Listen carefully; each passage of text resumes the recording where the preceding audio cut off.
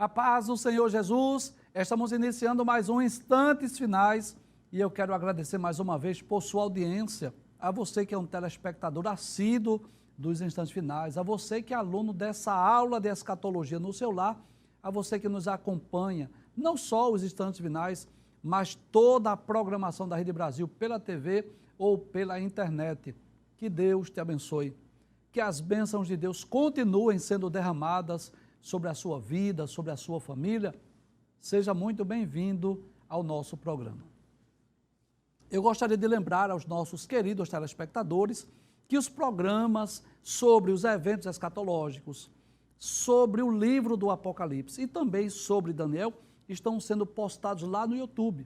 Se você deseja assistir ou rever um dos programas, você pode procurar lá no playlist, no canal Rede Brasil Oficial. E se você deseja entrar em contato conosco, anote aí o número do WhatsApp, é o 994661010 e fique à vontade. Você pode criticar, sugerir, dar sua opinião sobre o programa ou, se tiver alguma dúvida, manda para nós que nós teremos o maior prazer de responder aqui no nosso programa. Se você está acompanhando diariamente o nosso programa, você sabe que nós estamos estudando o capítulo 8 do livro de Daniel, que descreve aquela segunda visão de Daniel, que foi a visão de um carneiro e de um bode. Abre essa tela, por gentileza. Muito bem, no programa anterior, nós já demos início ao estudo desse capítulo e nós estudamos os versículos 1 até o versículo de número 4. Hoje nós vamos dar continuidade, pode trazer a tela, por favor? Vamos dar continuidade ao estudo desse capítulo, mas como você sabe, sempre costumamos recapitular o que vimos por vários motivos, né? Primeiro, para dar oportunidade àquela pessoa que não pôde assistir, de saber o que foi tratado no programa anterior.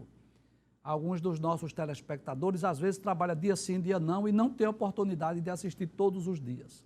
Também para reforçar o aprendizado, para relembrar aquilo que nós já vimos. E também nós fazemos isso para partirmos de uma sequência lógica, né?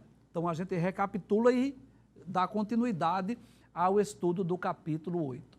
Então, vamos relembrar versículos 1 a 4. Pode abrir a tela, por favor. Então, nós dissemos que esta visão ocorreu no ano terceiro do reinado de Belsazar, por volta de 553 aproximadamente. E Daniel diz, apareceu-me uma visão a mim, Daniel, depois daquela que me apareceu no princípio. Qual foi a que apareceu no princípio? Aquela visão do capítulo de número 7, que fala dos 4 animais simbólicos. A primeira ocorreu por volta do ano 555 a.C., e esta segunda por volta do ano 553 a.C., mais ou menos 2 anos depois. Inclusive, nós lemos, né? Capítulo 7, versículo 1, diz que foi no primeiro ano de Belsazar, e capítulo 8, versículo 1, diz que esta visão ocorreu no terceiro ano do reinado do rei Belsazar. Pode passar versículo de número 2. Nós vimos que essa visão, algo interessante aí que nós dissemos ontem. Fisicamente, Daniel estava em Babilônia, mas na visão é como se ele estivesse às margens do rio Lai, lá na fortaleza de Suzã. Ele diz, e vi na visão, acontecendo quando vi, que eu estava na cidadela de Suzã, na província de Elão, vi, pois, na visão que eu estava junto ao rio Lai. Então, essa visão aí do rio Lai é uma imagem moderna, isso é o rio Lai na atualidade, fica lá na província do Irã, hoje, não é? E quando Daniel teve essa visão, ele estava onde Daniel estava fisicamente, ele estava em Babilônia, mas é como se na visão ele estivesse às margens desse rio, lá na Média, posso dizer assim, lá na província de Elão. Traz o mapa, por gentileza, só para nós reforçarmos essa informação, porque isso é algo tremendo. Deixa eu aparecer aí, por favor. Então, como se Daniel estivesse fisicamente aqui em Babilônia, nessa região, mas na visão é como se ele estivesse aqui nessa fortaleza de Suzã, às margens do rio Ulai. Detalhe, aqui, futuramente, né? Eu digo futuramente, levando em conta os tempos de Daniel, né? Quando os medos e os persas conquistaram a Babilônia, então aqui era a residência, o palácio dos persas, por exemplo, Foi aqui que ocorreu a história da rainha Esther, a história também de Neemias. Nós vimos isso no programa anterior. E por que é que Daniel estava em Babilônia, mas nessa visão é como se ele estivesse às margens do rio Lai? É porque aqui ele vai ter a visão do carneiro e do bode, e você vai entender por quê. Traz a tela, por gentileza, versículo de número 3. Aí ele diz, e levantei os meus olhos e vi, e eis que um carneiro estava diante do rio, o qual tinha 2 pontas. Então, esse carneiro, nós vimos no programa anterior, que representa o Império Medo-Persa. Essas 2 pontas apontam para o rei Dario e o rei Ciro, ou posso dizer também, aponta para a Média e para a Pérsia. Quando o texto diz que as 2 pontas eram altas, porque eram 2 grandes países, não é? 2 grandes homens, 2 grandes reis, Dario e Ciro. Mas diz que uma era mais alta do que a outra, por quê? Porque Ciro tornou-se superior a Dario. E diz que a mais alta subiu por último, exatamente porque foi Ciro que subiu por último, foi ele que prevaleceu sobre Dario. Pode passar o texto, o versículo de número 4. Nós vimos também que o texto diz, Daniel percebeu na visão que esse carneiro que tinha 2 pontas dava amarradas. O que é amarradas? Cabeçada, chifrada, para 3 direções, para o ocidente, para o norte e para o meio-dia. Que coisa interessante, como a profecia bíblica ela é detalhista. Essas marradas desse carneiro apontavam exatamente para as 3 conquistas do Império Medo-Persa. Traz o mapa mais uma vez, por gentileza, para nós vermos no mapa. Veja que o título aí é As Principais Conquistas dos Medos e dos Persas. Deixa eu mostrar mais uma vez, nós já mostramos ontem, não é? Mas aqui essa área verde é a região da Média, onde hoje é o Irã. Aqui está a região da Pérsia, esses 2 povos se uniram e venceram a Babilônia. E quais foram as principais conquistas deste grande e vasto império? Foi exatamente a Lídia, que é a região da Ásia Menor, o Egito e a Babilônia. Então, essas chifradas desse carneiro, não é, para o Oriente, para o Norte e para o Sul, fala exatamente dessas principais conquistas e tem a mesma representação ou a mesma simbologia daquelas 3 costelas na boca do urso. Lembra disso? Como Deus é detalhista? Volta ao texto mais uma vez, versículo de número 4, não é? Então, essas chifradas ou marradas para o ocidente, para o norte e para o meio-dia, que é o sul, representam essas 3 conquistas, Lídia, Egito e Babilônia. Aí diz assim, e nenhum dos animais podia estar diante dele. Por quê? Porque cerca de 200 anos foi este grande império que dominou o mundo. Ninguém pôde vencê-lo.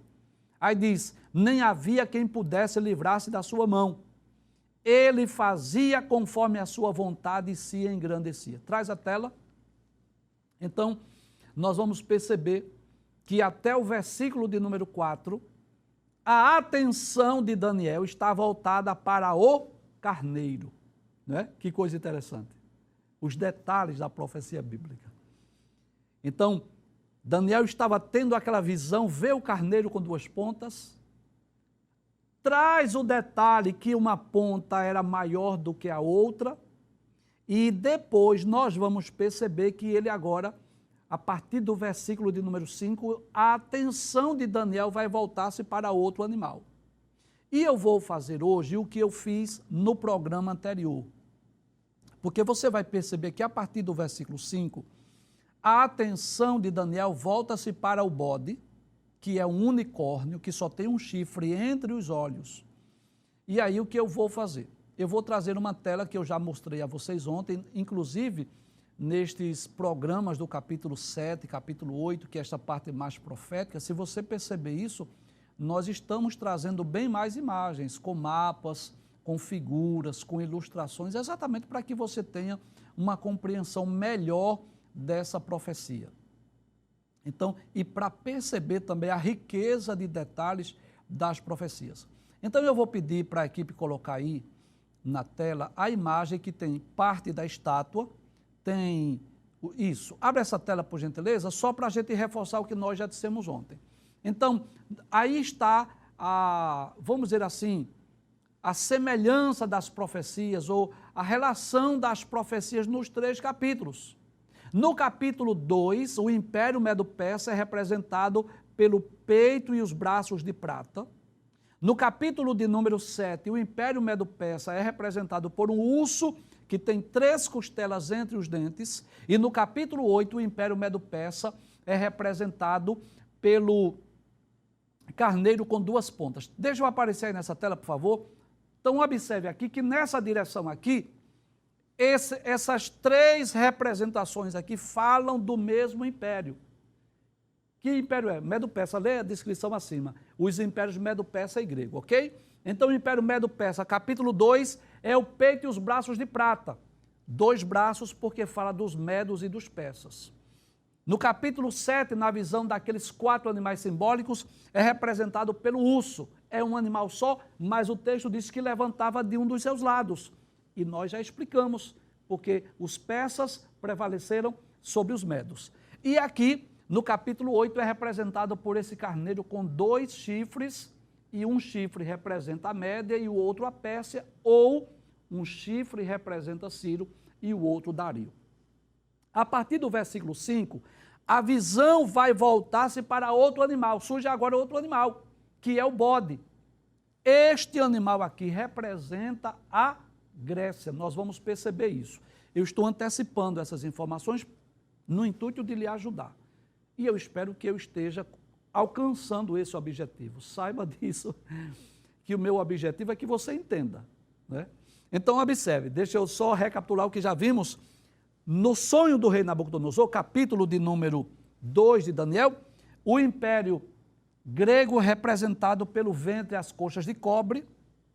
No capítulo 7, por este leopardo, com 4 cabeças e 4 asas, nós já explicamos o porquê. E no capítulo de número 8, este bode que tinha só um chifre entre os olhos. Então, nós já explicamos até o versículo 4 e vamos continuar do versículo 5, de uma forma pausada, né? De forma que você entenda a profecia. Capítulo de número 8, versículo de número 5, pode passar a tela por gentileza.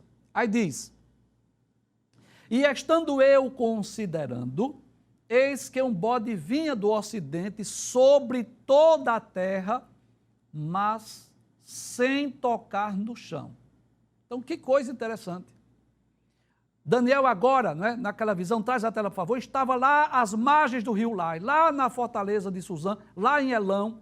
Começa a ver agora outro animal. Agora a visão já não estava mais voltada para o carneiro, agora um bode. E de onde vinha o bode? O texto diz do ocidente.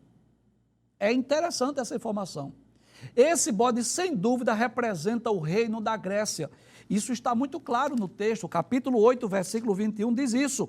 Mas o bode peludo é o rei da Grécia, e a ponta grande que tinha entre os olhos é o rei primeiro. Então é interessante observar, não é, que Daniel disse que o bode vinha de onde? Do ocidente. E geograficamente falando, a Grécia fica no ocidente, enquanto que a Média, a Pérsia, né, ou a Babilônia, fica lá no oriente. É muito interessante essa informação. Outro fato interessante é que Daniel disse que o bode vinha sem tocar no chão. E talvez você esteja se perguntando, né? Como é que esse bode vinha sem tocar no chão? Bode não voa. Se bode não voa, como é que ele vem sem tocar no chão? Existem ao menos 2 explicações para isso, né? Vou voltar ao texto. Abre o texto mais uma vez, para nós explicarmos isso. Estando eu considerando, eis que um bode vinha do ocidente, e o ocidente, nós já dissemos, a Grécia fica exatamente no ocidente, enquanto Babilônia, a Média e a Pérsia ficam no oriente. E diz que sobre toda a terra, mas sem tocar no chão. E como nós estávamos dizendo, existe ao menos 2 explicações. Pode trazer a tela e passar o texto, por favor. Traz a tela, por favor. Então, existe pelo menos 2 explicações. Primeiro, isso fala da agilidade do exército de Alexandre. Não esqueça disso. Se o bode representa a Grécia e esse chifre entre os seus olhos representa Alexandre, quando diz que esse bode vinha voando, fala dessa agilidade do exército de Alexandre. Deixa eu falar aqui nessa tela. Então, como nós já explicamos em outros programas, o exército de Alexandre, não é, do Império Grego, era caracterizado pela agilidade, que vencia os inimigos numa espécie de uma guerra relâmpago. Essa é a primeira razão por que o bode vinha voando, a agilidade do exército de Alexandre. Mas, em segundo lugar, significa dizer que não houve dificuldade, não houve barreira, não houve empecilho. Ou seja, durante o processo de conquistas realizadas pelo Império Grego, não houve ninguém que impedisse. Então, da mesma maneira que o bode veio tão rápido que ninguém podia detê-lo, assim também ninguém pôde deter, ninguém pôde impedir que Alexandre o Grande conquistasse o mundo na sua época. E é interessante isso, eu estava estudando algumas obras, alguns livros sobre esse assunto, e o pastor Severino Pedro da Silva, no seu livro Daniel, versículo por versículo, ele faz uma citação de Orlando Boyer. Veja que coisa interessante. E Orlando Boyer diz assim, isso é Severino Pedro da Silva citando, né, Orlando Boyer. Ele diz que o general Alexandre, ele já estava às portas da cidade para conquistá-la antes que alguém soubesse que ele tinha saído do palácio. Veja que informação importante. Essa informação é importante porque era muito comum nos tempos bíblicos os reinos que viviam sempre em guerras, eles tinham pessoas informantes em lugares estratégicos, não é? Que avisavam, era uma espécie de atalaias, que avisava quando um exército vinha em sua direção ou vinha se aproximando. Então aqueles atalaias corriam, avisavam, tocavam corneta, olha, está se aproximando um exército. Ou, por exemplo, o exército saiu lá do palácio, lá de uma nação, e estão vindo em nossa direção. Mas o que é que Orlando Boyer vai dizer? Antes mesmo que alguém soubesse que Alexandre saiu lá do palácio, lá da Grécia, ele já estava às portas do reino, já estava às portas da cidade para conquistá-lo, né? E é por essa razão que Daniel, a característica, os detalhes dessas profecias é interessante, que Daniel chega a dizer que esse bode ele vinha tão rápido, tão veloz que nem no chão tocava. Fala exatamente dessa pressa, dessa agilidade do exército de Alexandre e também o fato de não haver ninguém que impedisse as suas conquistas. Mas é interessante que Daniel diz ainda que aquele bode tinha uma ponta notável entre os olhos. Abre o texto, por favor, para nós lermos. Diz assim, dirigiu-se... Não, volta o texto, por favor. Isso. Aí diz, e aquele bode tinha uma ponta notável entre os olhos. Você vê aí nessa imagem essa ponta, esse chifre entre os olhos. Traz a tela, por favor. Então, esse chifre, essa ponta, representa Alexandre. O bode representa o Império Medo-Persa e o chifre, essa ponta entre os olhos, representa Alexandre. Veja o que diz o versículo 21 mais uma vez, é o anjo explicando a Daniel. Aquele carneiro que viste com duas pontas são os reis da Média e da Pérsia, versículo 20. Versículo 21, mas o bode peludo é o rei da Grécia e a ponta grande que tinha entre os olhos é o rei primeiro, ou seja, fala aqui de Alexandre. Então, a história diz que Alexandre, quando jovem, veja que coisa interessante, é algo tremendo estudar as profecias bíblicas. Esta ponta estava entre os olhos. E a história diz que Alexandre, quando jovem, ele foi educado por Aristóteles, e que foi um filósofo grego, e que Aristóteles foi discípulo de Platão. E esses dois filósofos, Aristóteles e Platão, eram chamados de os olhos da Grécia. Então, aquele bode representa a Grécia. Aquela ponta entre os olhos representa Alexandre, e os dois olhos apontam exatamente para Aristóteles e para Platão. Eu vou pedir para abrir a tela para a gente visualizar aquela imagem que tem esses três personagens, Alexandre, e tem os dois filósofos, Platão e Aristóteles. Muito bem, abre essa imagem aí. É tremenda as características das profecias bíblicas. Então, observe que nós dizemos aí, né? O que representa os olhos e o chifre do bode. Então, no meio, no centro, quem está? Alexandre, que viveu de 356 a 323 a.C. Detalhes, ele só viveu 33 anos, mas foi um grande general, nós vamos falar ainda sobre ele. Mas ele foi criado aos pés de quem? De Aristóteles. Esse Aristóteles aí, um filósofo grego também, que viveu de 384 a 322.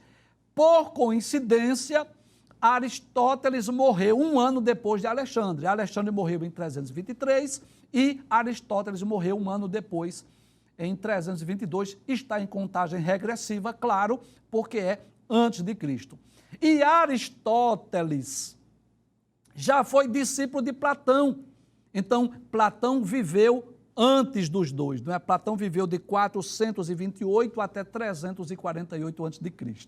Então, é como se você pudesse ver nessa imagem aí, no centro aí, que está representando o chifre do bode, Alexandre, e os dois olhos do bode, que é conhecido como os dois olhos da Grécia, vamos dizer assim, está exatamente Aristóteles e Platão. Mas eu quero trazer a minha atenção, pode trazer a tela, para Alexandre, que representa exatamente aquele chifre. Deixa eu falar aqui nesta câmera, a nossa atenção volta exatamente para este grande general, para Alexandre, que foi um grande conquistador da Grécia, não é? Ou do Império Grego. Então, a história nos diz isso, que ainda muito jovem, ele foi criado, né? A história diz que entre os 13 e 16 anos de idade, ele teve como mestre esse famoso filósofo chamado Aristóteles, que despertou interesse pela filosofia, pela medicina e até mesmo pela investigação científica. Mas o seu grande mérito, o seu grande objetivo era unificar o mundo grego, era difundir o helenismo, difundir a cultura grega. É muito interessante isso. Ele não estava... eu posso dizer assim, em certo aspecto, que o objetivo não era simplesmente governar o mundo por uma ambição simplesmente política. Não era só isso, mas ele queria difundir a cultura grega. E com a sua forte personalidade, Alexandre passou a ser conhecido na história como o mais famoso conquistador da antiguidade, por conta das suas muitas conquistas, né? Porque, sem dúvida, ele foi um grande general que, ainda muito jovem, conquistou o mundo da sua época. E é por essa razão que, no capítulo de número 7, a Grécia é representada por um leopardo, que já é um animal veloz por natureza, com 4 asas, que representava agilidade. E no capítulo de número 8, que é esse que nós estamos estudando, a Grécia é representada exatamente por esse bode, mas que vinha tão rápido que nem sequer tocava no chão. Vamos voltar ao texto agora, versículo de número 6. Pode abrir a tela. Diz assim: dirigiu-se ao carneiro que tinha as 2 pontas, ao qual eu tinha visto diante do rio, e correu contra ele com todo o ímpeto da sua força. Traz a tela, por gentileza. Então, observe que na visão de Daniel, o bode que tem um chifre entre os olhos e que vinha do ocidente, sem tocar no chão, veio com toda a força, com todo o ímpeto contra o carneiro. Isso nos mostra exatamente o objetivo da Grécia, ou por que não dizer de Alexandre. E qual era o seu objetivo? Era dominar o mundo. Quem era que dominava o mundo na época?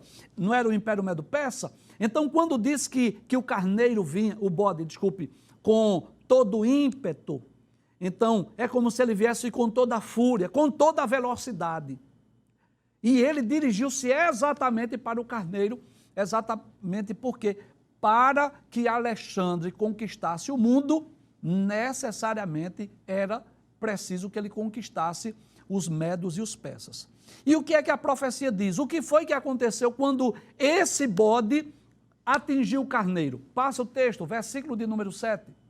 Veja o que diz a palavra de Deus. Abre o texto, vai dizer assim: e o vi chegar perto do carneiro, irritar-se contra ele, e feriu o carneiro, e lhe quebrou as duas pontas, pois não havia força no carneiro para parar diante dele, e o lançou por terra, e pisou aos pés. Não houve quem pudesse livrar o carneiro da sua mão. Que coisa interessante, né? Esse texto foi escrito mais ou menos 200 anos antes do seu cumprimento, né? Mais ou menos isso.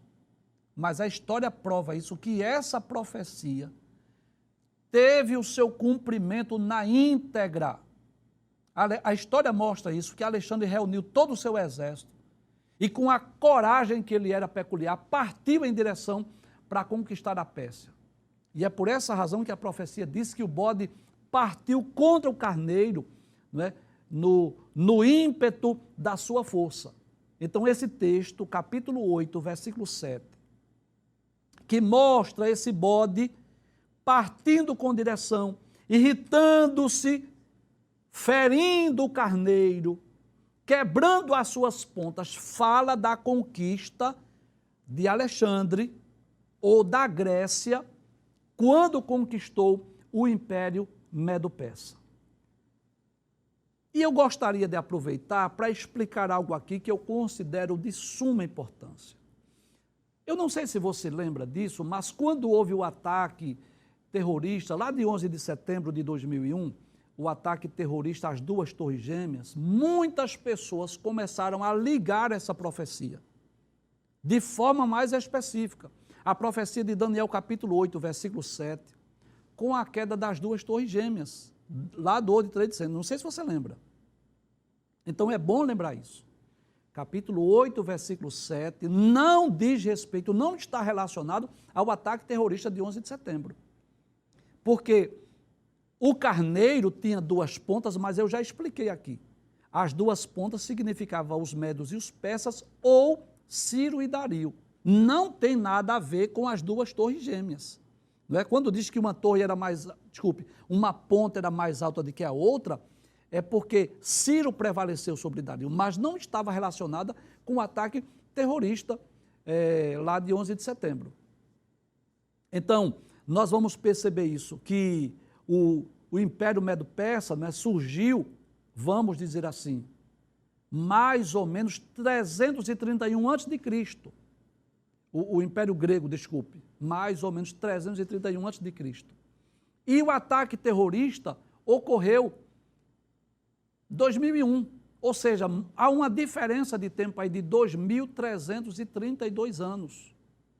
Então é bom lembrar isso, embora muitas profecias que foram preditas há milhares de anos atrás estejam se cumprindo hoje, como por exemplo, guerras, fomes, epidemias, apostasia, aumento da iniquidade, esfriamento do amor e muitas outras, estão se cumprindo em nossos dias. Mas guarda essa informação, nem tudo o que está ocorrendo no mundo hoje é necessariamente cumprimento de uma profecia. Tem pessoas que ficam observando os acontecimentos mundiais e ficam procurando profecias para dizer que este fato ou este acontecimento é o cumprimento de uma profecia.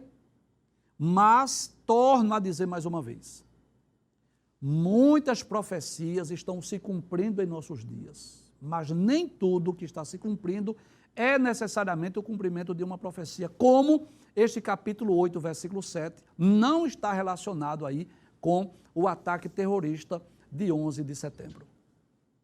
Volta ao texto mais uma vez, versículo de número 7. Então, quando o texto diz, e vi chegar perto do carneiro, irritar-se contra ele, então este bode que é a Grécia, e esta ponta entre os olhos é exatamente Alexandre, e fala exatamente dessa guerra, dessa luta, dessa batalha do Império Grego, vamos dizer assim, que não era império ainda, do exército grego, contra o carneiro, que é os medos e os persas. Aí o texto diz, e feriu o carneiro e lhe quebrou as duas pontas, pois não havia força no carneiro para parar diante dele. Que coisa interessante. Deixa eu trazer uma informação aqui que eu considero importante. Traz a tela, por favor. Eu vou voltar a explicar esse versículo 7, mas eu quero explicar algo aqui. Observe que no capítulo de número 8, nós já estudamos no versículo de número 4, que diz assim, veja que coisa interessante. E vi que o carneiro, versículo 4 que nós já estudamos, dava amarradas para o ocidente, para o norte e para o meio-dia. Ou seja, essas três direções, fala de quê? Fala das três conquistas do Império Medo-Persa. Lembra disso? A Lídia, o Egito e a Babilônia. Aí diz, e nenhum dos animais podia estar diante dele, nem havia quem pudesse livrar-se da sua mão. Ou seja, no início das conquistas do Império Medo-Persa, por volta de 539, mais ou menos, ninguém podia resisti-lo. Ninguém podia vencê-lo. O carneiro estava no auge. O Império Medo-Persa estava crescendo, se espalhando pelo mundo. Então, o texto, quando diz aqui que ninguém podia estar diante dele, nem havia quem pudesse livrar-se da sua mão, e ele fazia conforme a sua vontade e se engrandecia, fala do início dessas conquistas. Vamos dizer assim, aquilo que nós já dissemos em outros programas, do seu apogeu. Lembra disso? Aquele grande e poderoso império, quando saiu, eu estou falando agora do Medo-Persa, tá? Para conquistar o Egito, a Lídia e a Babilônia, com Ciro e Dario, ninguém pôde impedir. Mas observe agora no versículo de número 8, que nós já estamos falando de quê? Versículos 7 e 8, de forma mais específica. Versículo 7, não é?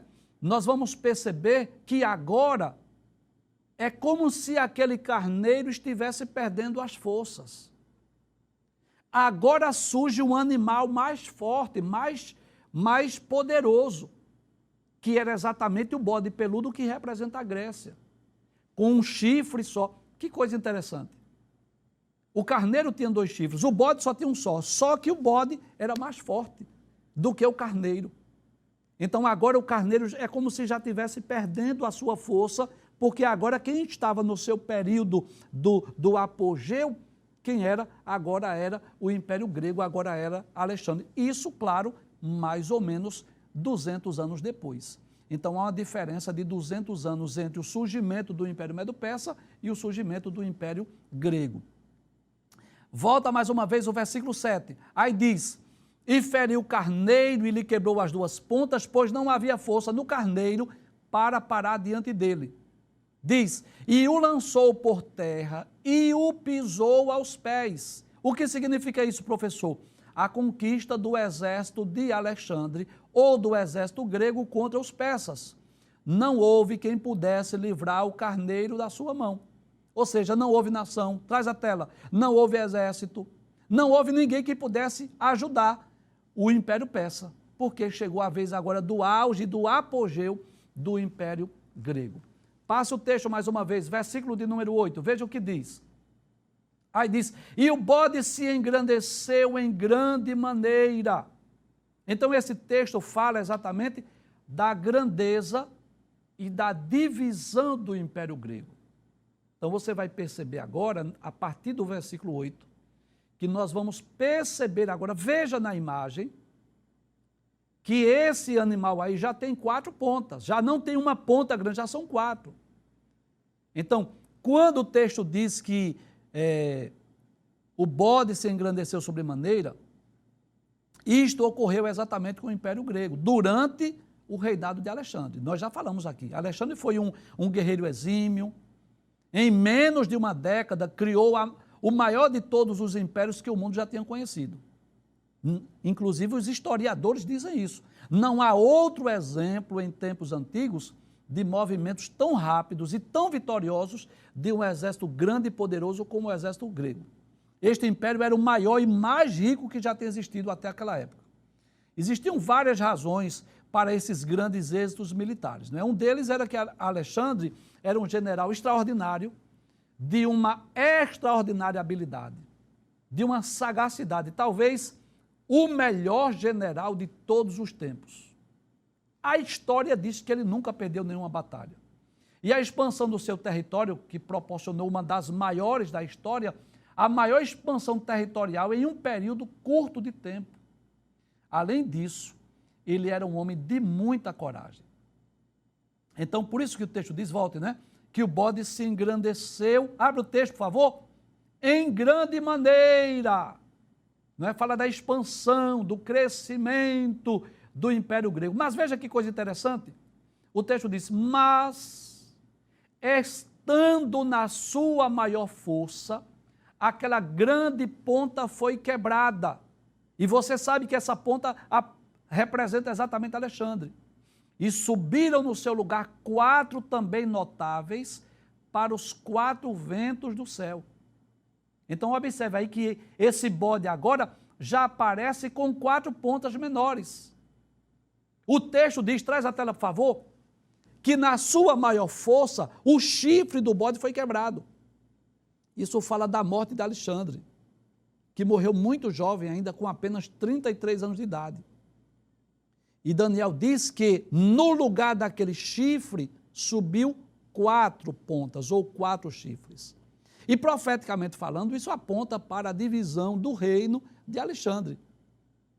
Já que ele morreu sem deixar sucessão no seu trono, seu grande e poderoso império foi dividido para 4 reinos independentes. Nós vamos mostrar isso na tela. Muito bem, traz a tela, por favor, para eu mostrar aqui. Isso, muito bem. Então nós vamos perceber aqui que está a divisão do vasto Império Grego, que foi dividido para 4 generais de Alexandre. Você vai perceber aí na tela, não é?